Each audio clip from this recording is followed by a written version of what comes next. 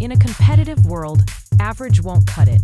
The Success Launch Point shows you how to stand out, deliver massive value, and rise above the crowd. With on-demand courses, expert coaching, and a community focused on growth, you'll accelerate your career and your paycheck. It's time to level up.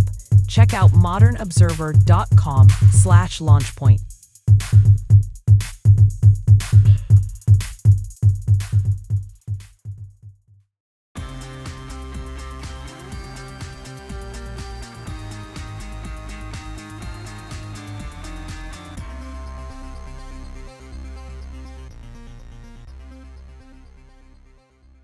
Consequences from Tuesday's election, the U.S. closing airspace, a positive jobs report, and more.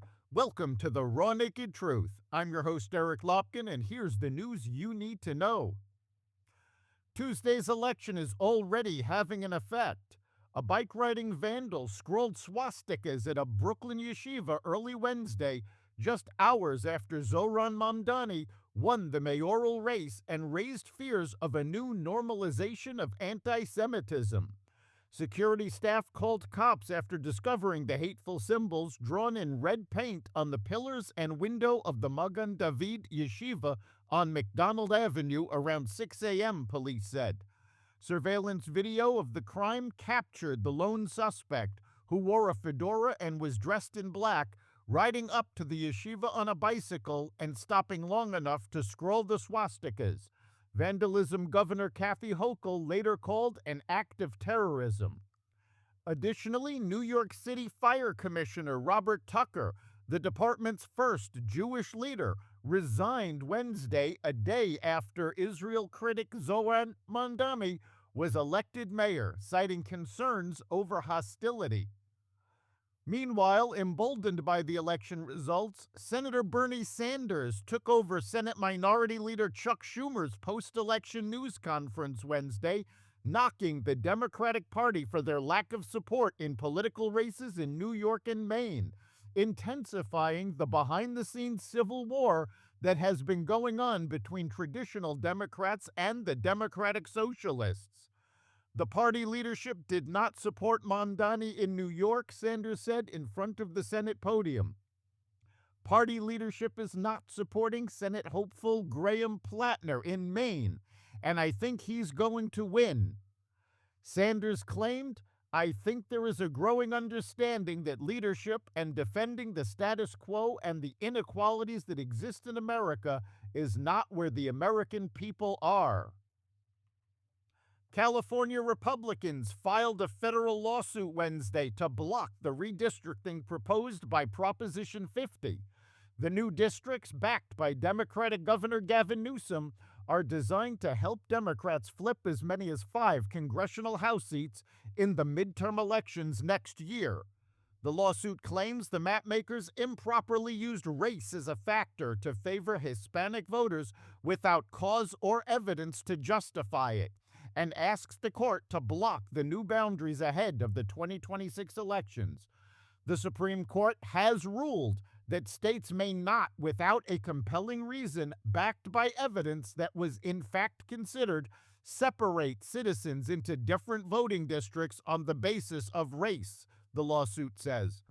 There have been 2 analyses showing there were no voting rights problems that warranted the redrawing of the map, it adds. In the New York suburb of Westchester, pending home sales are up 15% from a year ago, and average showings are up 25% since midsummer. Local real estate agents are calling the upsurge the Mamdani effect, on the theory that some of the city's richest residents are looking to escape New York before he takes over as mayor. Transportation Secretary Sean Duffy announced airspace restrictions Wednesday as the ongoing federal government shutdown continues to affect the nation's transportation system. At a press conference, Duffy outlined what he called additional measures to reduce risks in national airspace. One of them, though, is going to be that there is going to be a 10% reduction in capacity at 40 of our locations, he told reporters. The restrictions will go into effect on Friday. It will impact roughly 4,000 flights nationwide. The list of impacted airports will be released on Thursday. The decision was driven by mounting concerns over staffing shortages and safety risks within the Federal Aviation Administration and the broader aviation network. A 35-year-old man shouting Allahu Akbar drove his car into pedestrians and cyclists during a 35-minute rampage in France, injuring 5 people before setting his vehicle on fire. Authorities arrested the suspect, known to police for erratic behavior and alcohol issues, on suspicion of attempted murder. Investigators have not yet said whether terrorism was a motive. Private companies added a stronger than expected 42,000 jobs last month, according to ADP. That breaks a 2-month streak of declines and provides a glimmer of hope about the labor market, even as several big companies have recently announced large layoffs. It's also likely to be the only data about jobs that the Fed has to go off of when deciding whether to cut interest rates again next month, as the ongoing government shutdown means there's unlikely to be official numbers released. A revision for September showed 3,000 fewer jobs lost, the payrolls processing firm said.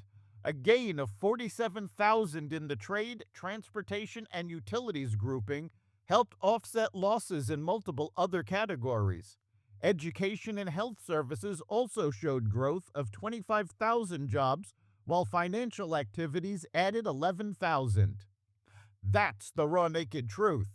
You can catch every episode of the Raw Naked Truth Daily News Brief, as well as our sister podcast, Carnivore Radio, with news analysis and commentary, and the rest of the Exvadio podcast network at exvadio.com, the Apple Podcast app, YouTube, Rumble, Spotify, iHeartRadio, Audible, Amazon Music, and other platforms that respect freedom of speech. We'll see you next time.